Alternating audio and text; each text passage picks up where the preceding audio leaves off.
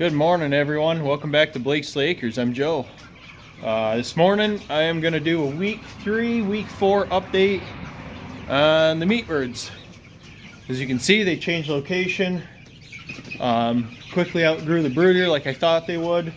They're pretty much fully feathered out. It's still pretty cold. That's why I put them in the stall in the barn instead of out in the pasture.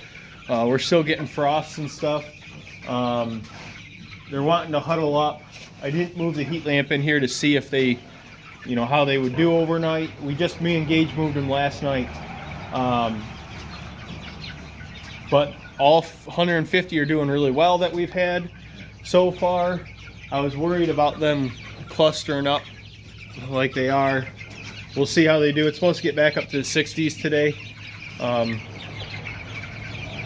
I'll see how low it's supposed to get tonight. Maybe we'll throw the heat lamps back in here, kind of in the middle, keep them from crowding in that corner. Nobody died from it last night, but I just rather not take that chance because we're doing so good with them to this point. We're halfway through week 3.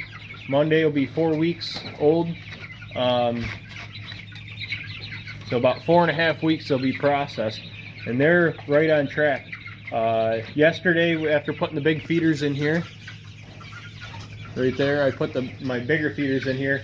I upped these guys to 6 scoops of feed.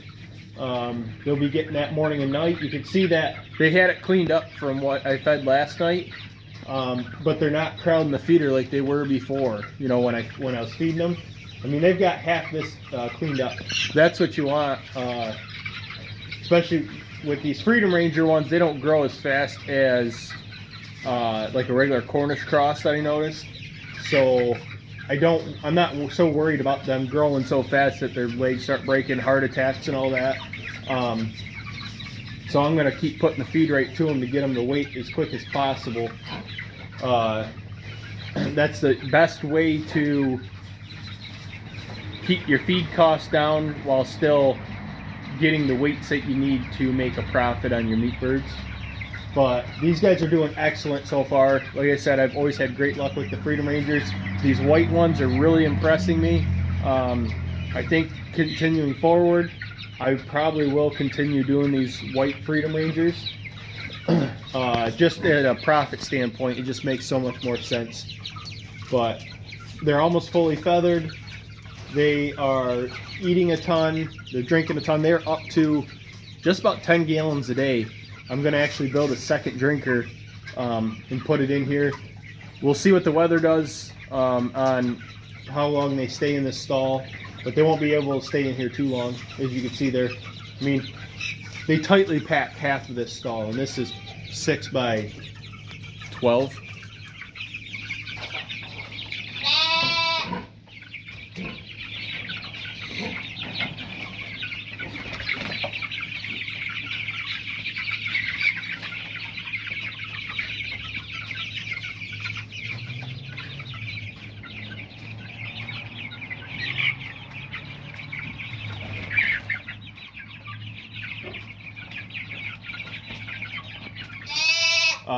Like I had last year, I'm still using these drinking cups that I bought last year, but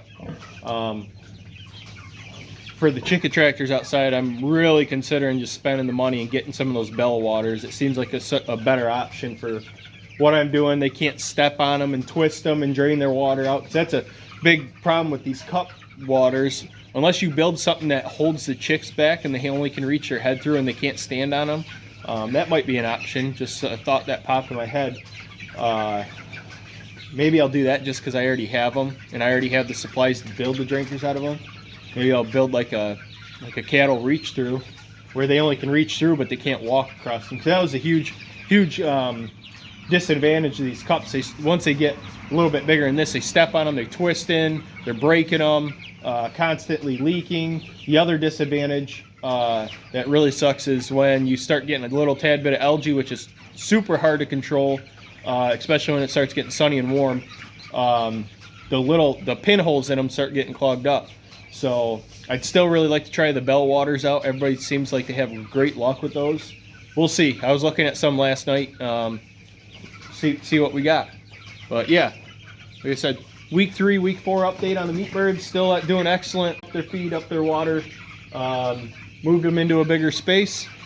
We'll see how they grow. I'm sure they'll probably almost double in size this week again from upping their feed and giving them some more space.